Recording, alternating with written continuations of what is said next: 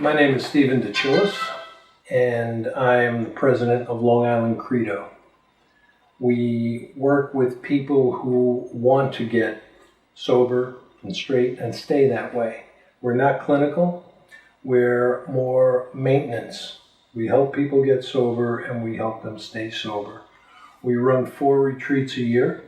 The retreats are held out here on Long Island, and we have 2 men's and 2 women's retreats, usually in the spring and the fall. They're 3-day retreats, and they're big boy retreats. They're busy from the morning to the evening.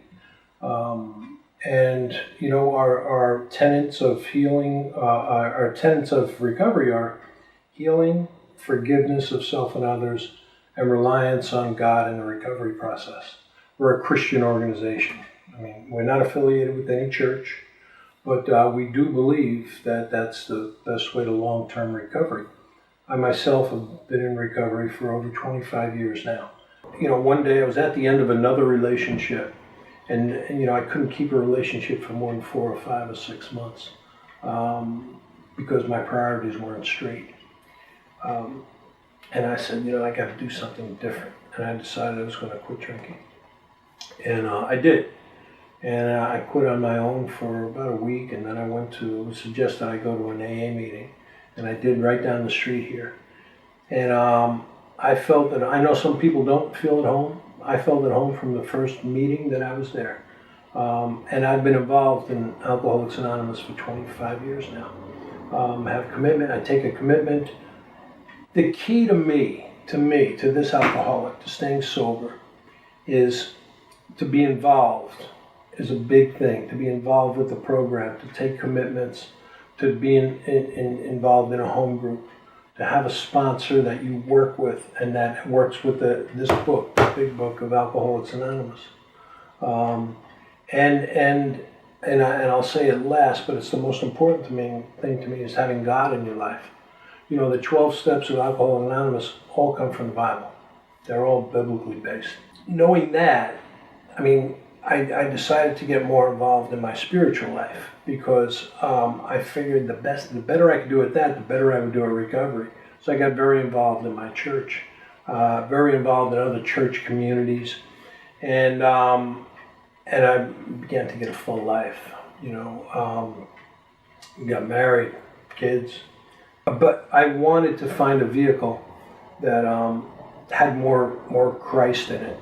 It's a Christian. I wanted to find more Christ in my recovery, and I had heard about this organization in Chicago called Credo that had Christian-based retreats, and I went on one outside of Chicago in Rockford, and we brought it back to Long Island about 11 years ago, and it's been such a blessing to so many people. We're privileged to be able to be part of that ministry, and from my firsthand experiences, those are the best ways to stay sober long term. We also run many events during the year. We run a barbecue, we run a picnic, we have different concert, and everything is free to members of our community who are in recovery or not in recovery. They're welcome to bring their family. We run one fundraiser a year, and that supports us. Everybody in our organization is a volunteer. Nobody gets paid, and we're a recognized 501c3 corporation. So that's what we do. We interact with many other recovery communities here on Long Island. You know, opioid death is such a huge problem. Last year, more than 600 people on Long Island alone died from overdose death. Nationally, it's 175 people a day who are dying. This is a Holocaust. More people died in 2016 from overdose death than died in all the years of the Vietnam War. And that's frightening. If you're of my age and you remember watching the news every night and they give you a body count every night, to think that 1 year we exceeded that is mind-boggling and scary. So again, we're not clinical, but we help people who want to get help, who want to or want to stay sober. And we've had some really blessed results. We had one guy who was trying to get sober for 22 years. He said something clicked in on the retreat, and he's been sober for 3.5 years now. And we have other stories like that. So we're committed to what we're doing, and we're very happy to be a part of the solution, along with many of the other organizations that we help and we participate with, and they help us as well. In terms of who this disease affects more than others, when I was a kid, we knew who the drug addicts were. They lived on the street, they lived in an alley, and we knew who they were. Now you don't know who they are. It's the fresh-faced kid next door, and it happens all the time. And now it crosses class lines. It's all over the suburbs out here. It's a scourge on the South Shore of Long Island in particular. So you don't know. I mean, I see in my 25 years in recovery, I see more men than women. I do. But I see young kids, 18, 19, 20 years old. Happens all the time. Most of the people that come into recovery now are what I call cross-trainers. They drink and they drug. Years ago it was more alcohol, but now that coin is switched to where it's more drugs now, I think. And drugs bring these kids to their knees faster. Bring them to their knees faster or takes them out, we had our youngest son, Michael, had drug and alcohol issues for a long time. And we tried everything we could think of. I mean, and as I say, I've been in this program a long time. We sent him to a special school in Glen Cove, where they not only gave him education, but they gave him counseling as well, group and individual. We sent him to a boarding school out in Pennsylvania. It didn't matter. It didn't matter because, Michael always thought he was going to have tomorrow. And when you're a young kid, that's what you think, right? We asked him to leave the house when he was 18 because of his drugging and drinking. And he bounced around with some friends, and he thought it was pretty good for a while until it got cold. And then he wanted to come home. And we would have taken him home if he would have gotten the help that he needed, but he wouldn't do that. So he stayed on his own for 6 years.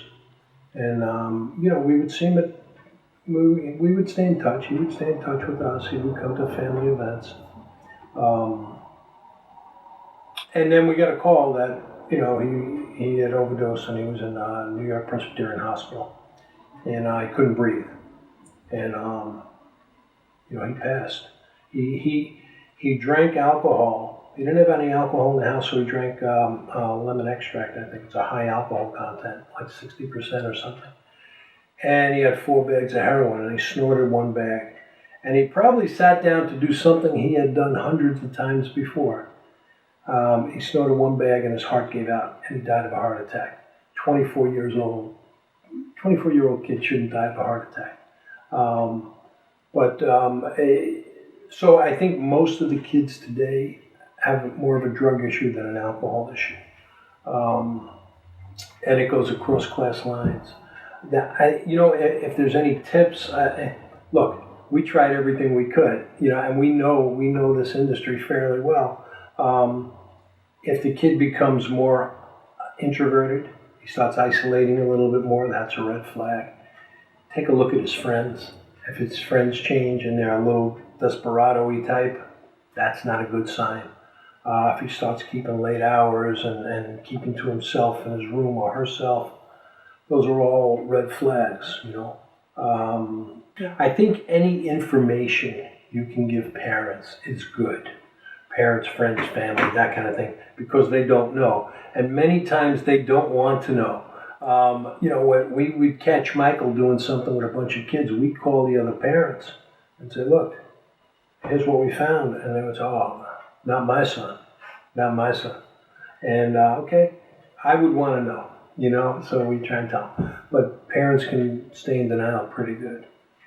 So I think any information you can give them, if they can look at a book and say, oh yeah, that's something that we should keep an eye on because he's doing that or she's doing that, I think that'll be helpful. Any information you can give parents will be helpful because they don't know. They don't. I go to meetings all the time in churches, and the people are so grateful to get any kind of insight because they're at their wits' end. The kid is, and usually when they come to a meeting like that, they've tried everything out. The kid is stealing from them. You know, it's just bad at that point. So I think a book like this can be a great resource to parents and family and friends. Yeah.